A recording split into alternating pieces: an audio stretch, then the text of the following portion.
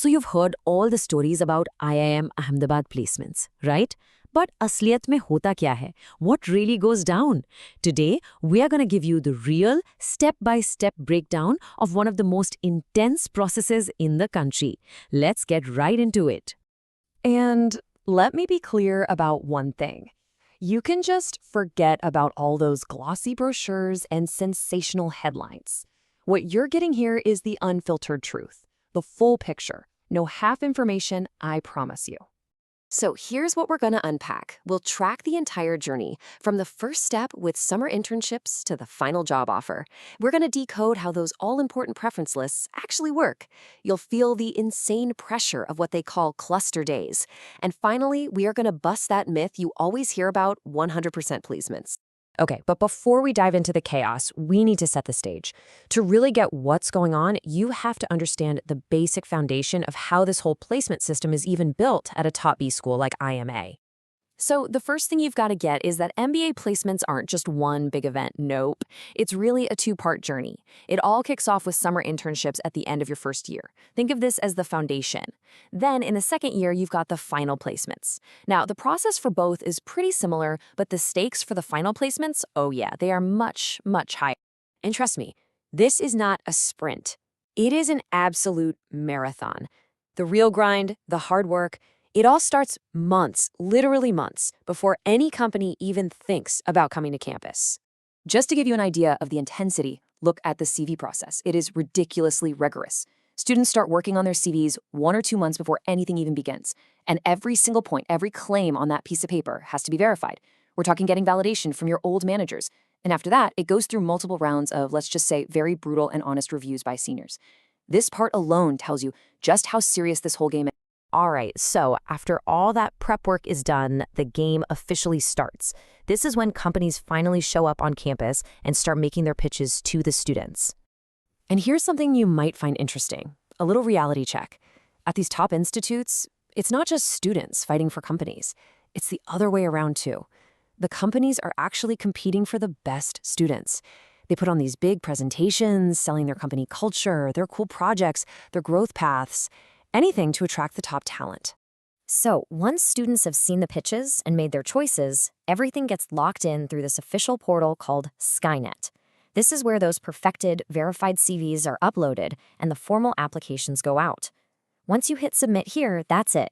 The initial phase is over, and now the ball is in the company's court to start making their shortlists. But, and this is a big but, the official process isn't the whole story, not even close. For the most in-demand jobs, there's a whole other game being played, completely in the shadows. Yep, you heard that right.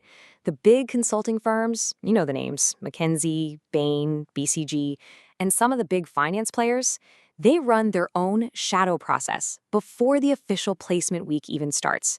It's all about informal buddy rounds, case discussions, basically ways to spot their favorite candidates early.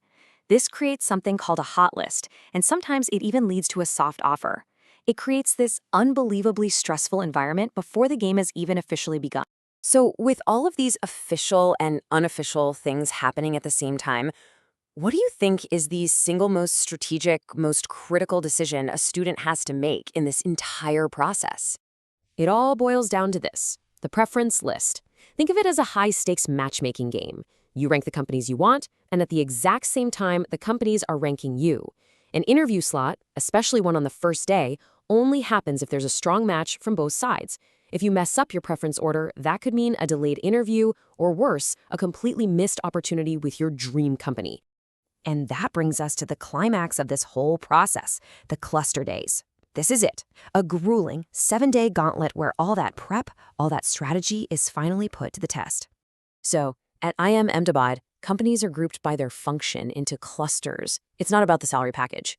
Day 1 is for the big dogs in consulting. Finance roles often have what are called handshakes because a lot of those offers are already unofficially sealed. And then for the next 6 days, it is just a relentless, nonstop cycle of tests, group discussions, and interviews for marketing, general management, and product roles. It is absolutely brutal. And get this, imagine the pressure. You finish an incredibly tough interview, and right then and there, they might give you a spot offer. You have minutes, literally just a few minutes, to make a massive career decision.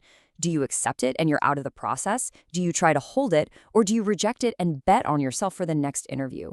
The mental gymnastics are insane. Okay, now it's time to talk about those headlines. You've definitely seen them. Every year, there's some news story saying a top IIM failed to get 100% placements. Let's break down what that actually means. So when a headline screams 100% placement not achieved, it almost never means that students are walking away without jobs. Here's the real story. It just means the placement process took longer than the official 1-week window they set for it. It's called an extended placement period. It's usually because of the market conditions, not because there's a lack of jobs for these students. And finally, let's bring it all full circle. Remember those summer internships we talked about at the beginning? Well, if you knock your internship out of the park, you might get a PPO, a pre-placement offer. This is a full-time job offer that you get before the crazy final placement season even starts. You can choose to accept it and just bypass that whole 7-day gauntlet, or you can reject it and take your chances. So there you have it. That's the real story of the placement process. The strategy, the shadow games, the incredible pressure. It's a machine designed to match the best talent with the best companies in a super efficient, if kind of brutal way. Now that you've seen what it really takes, the real question is, are you ready for it?